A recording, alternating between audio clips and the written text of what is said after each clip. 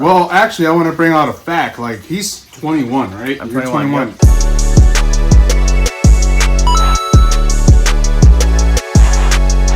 Yep. What's up, everybody? My name is Ignacio Cortez. I'm a social media manager from Dedonlineservices. I'm going to start doing these little 5-tip videos that's going to help other businesses because I want to give you value. And I hope you give me value by liking and sharing this if you like this video. So, my guest here today is Dalton, and he's a videographer and a photographer. Now, you might be asking, if we're both videographers, what's the difference? I'm more into like the social media videos. He does like everything. He's got great equipment. He's been doing it for years, and like, you know, he could do weddings, the parties, pretty much almost anything.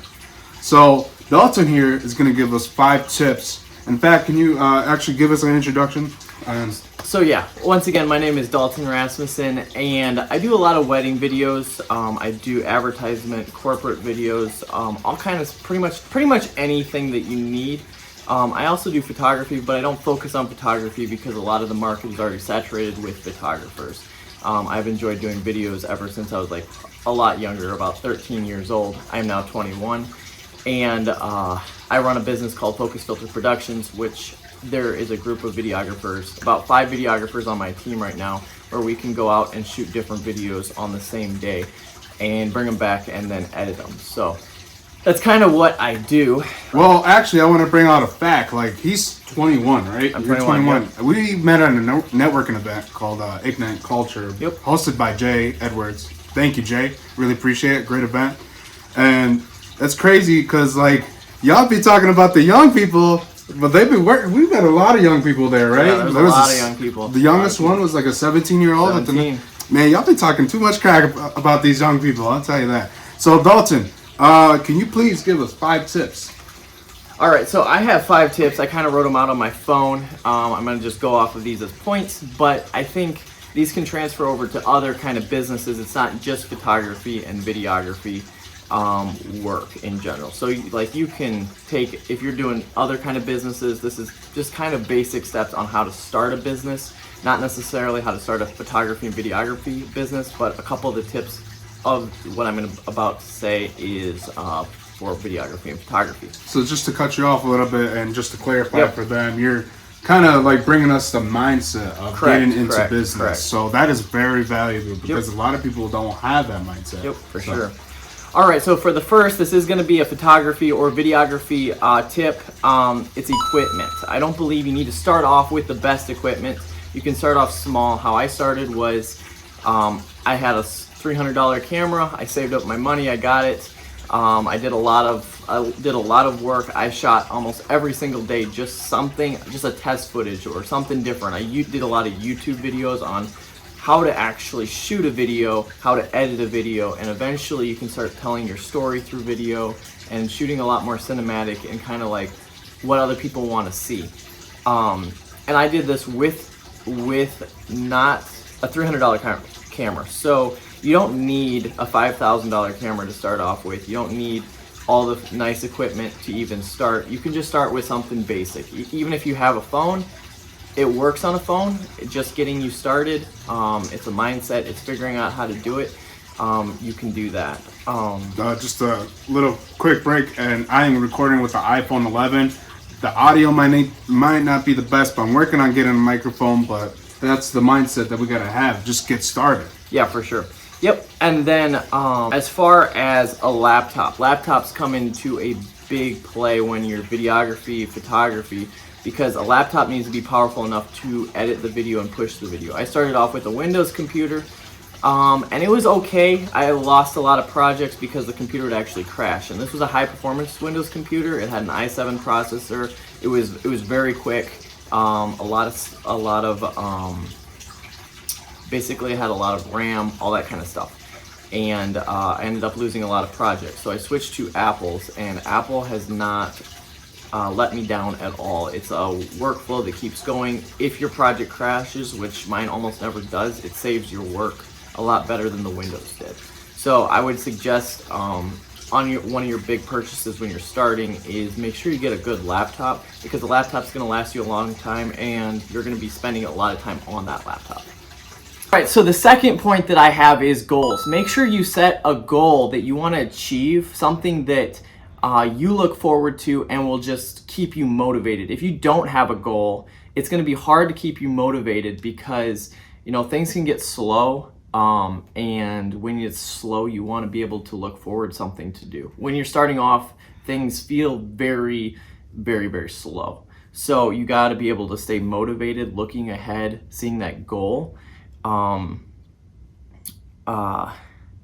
So pretty much make sure you have a goal, whether it's a material item, whether it's a goal of how much money to make or what you want to do. Everyone's goals can look different. A goal that I did was actually, once I hit my first 40,000 in a year, is I bought a necklace. And so it kind of stands, it's kind of like, it's a goal that I have. So when I hit my first 100,000 in a year, I'm gonna get an upgraded necklace, and then a first million in a year. I want to just keep going up and down, but not down. I just want to keep going up until and just finding something that you.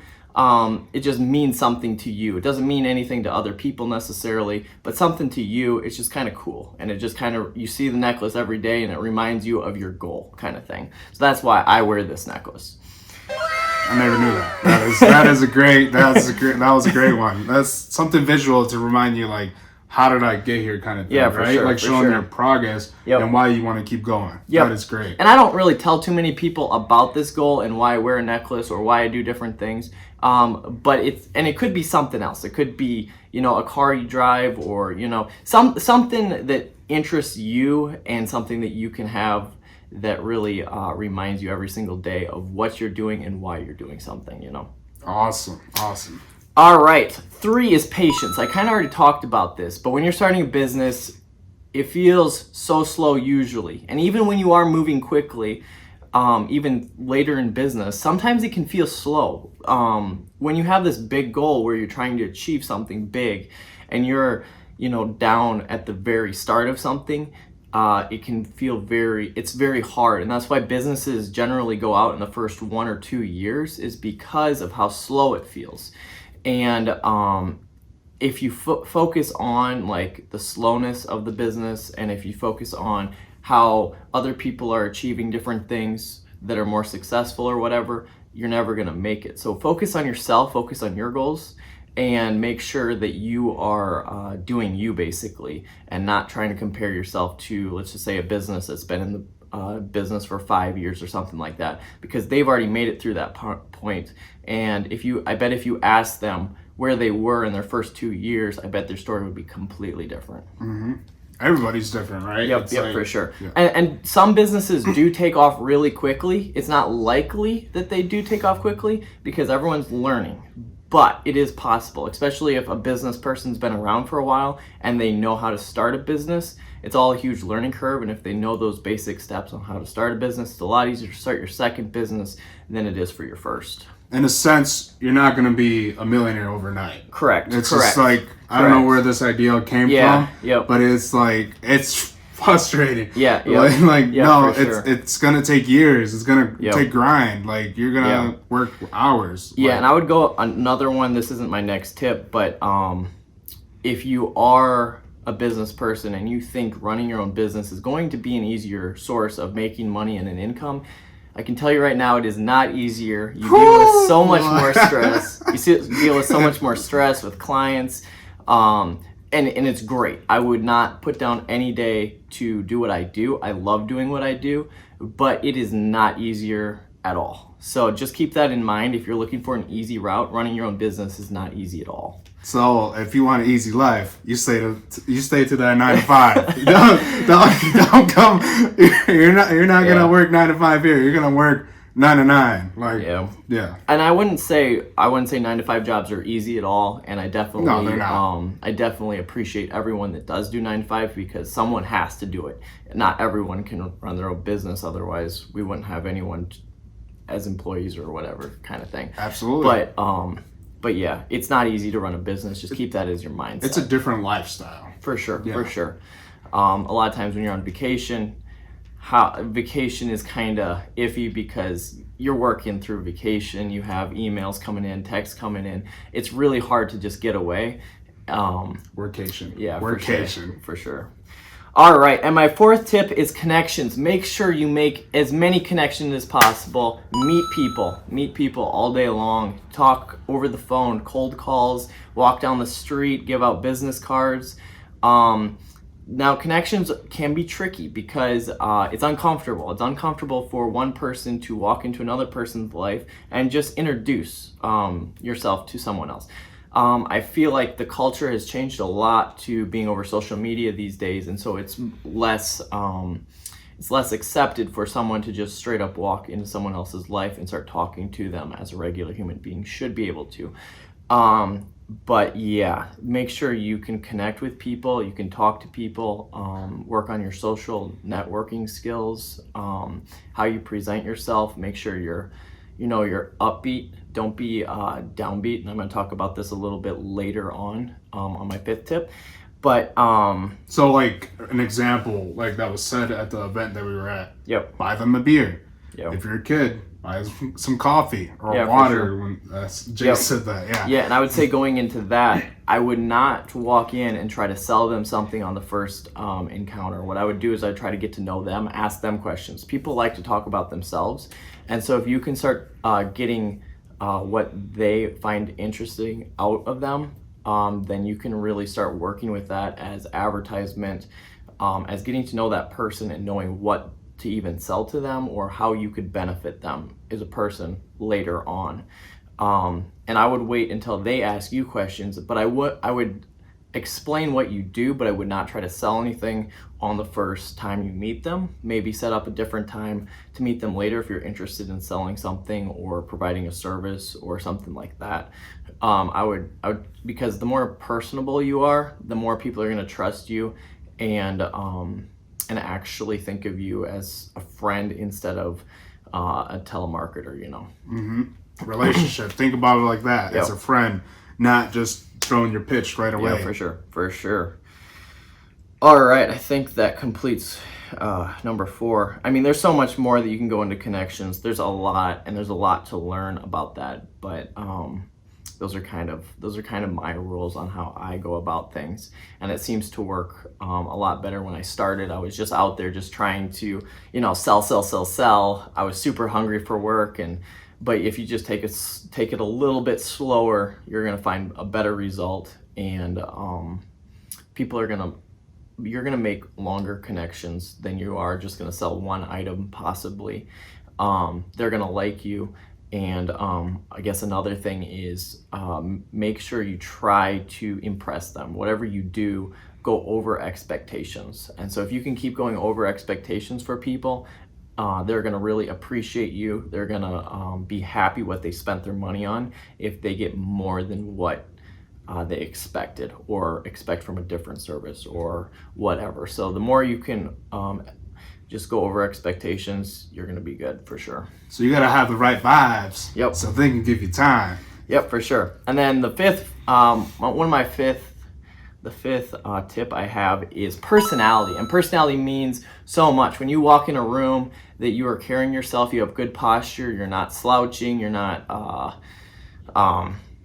pretty much you just hold yourself at an upbeat vibe the entire time, because people watch you all the time whether you know it or not. And especially when you start making a name for yourself, they're going to watch you more. They're going to be interested into you. What is different about this person? Why are they doing this? Why are they doing that? And when they see you smiling and talking to people and looking them in the eyes and basically having good communications, then you are going to be noticed more, and it's going to be a good look. If you start slouching and complaining about the weather and all these different things, it's going to be a lot harder to actually make people like you and enjoy you, because negative energy people don't like. Some people, they actually if you start acting negative, some people will actually get drawn to you, but not the right kind of people that you're looking for. And so you want to stay upbeat and positive pretty much all the time. So basically, if you're positive, you're going to end up attracting other positive people. So whatever energy you give out, you're going to eventually get back Yep. So what I would focus on is being the best version of you. And when you start practicing the best version of you, it becomes more of you. So if you can continue to practice, like, you don't have to be super energetic in public. Just be your personality, but the best part of your personality. So like, bring out who you truly are. Don't be fake at all. Because if you're fake, it's not gonna last at all. It's just gonna eventually wear out. And yeah. So but be you, be who you are. And it'll bring you a long ways. Just try not to focus on the negative part of you, because I have negativity. Pretty much everyone has something that they're negative about, and it's not the good part of you that everyone wants to see at all.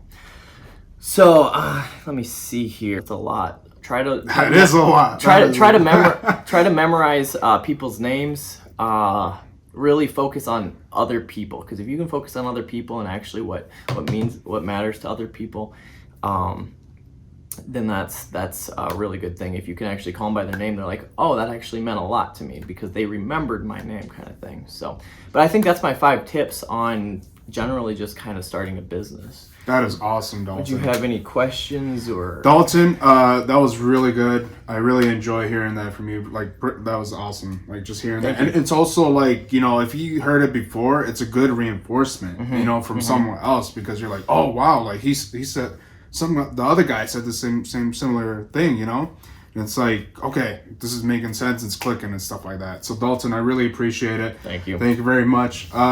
Give us your information so they can contact you with any questions. They got any projects, any photography or videography projects coming up?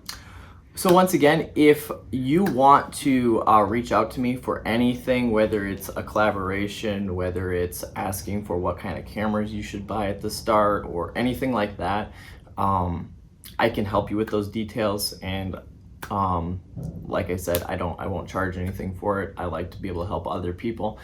And so my email is Dalton's Video, so it's Dalton's with an S and then videos with an S 46@gmail.com, or my phone number is 608-373-4860. You can contact me on Facebook, which is my name, Dalton Rasmussen, and once again, I run Filter Focus Productions. Yeah, so I'm going to have all that information too. I'm going to try to put it on the videos so catch your attention. Put it in the description. I'm going to post it on Facebook, YouTube. Yep. I haven't set an idea, a date or a day of the week to post these videos, but I'm thinking Monday. I think that's a good motive. What do you think, Dalton? Yeah, I think Monday's a great day. Yeah, start the week, motivational. For sure. So I'm going to have all that information there. If you do enjoy these 5 tips, please like, share, comment your favorite tip or your favorite moment of the video. That way I can keep these videos going. I really appreciate it. Again, this is Dalton, and I'm Ignacio. Hope to hear from you soon. See you later, guys. Bye.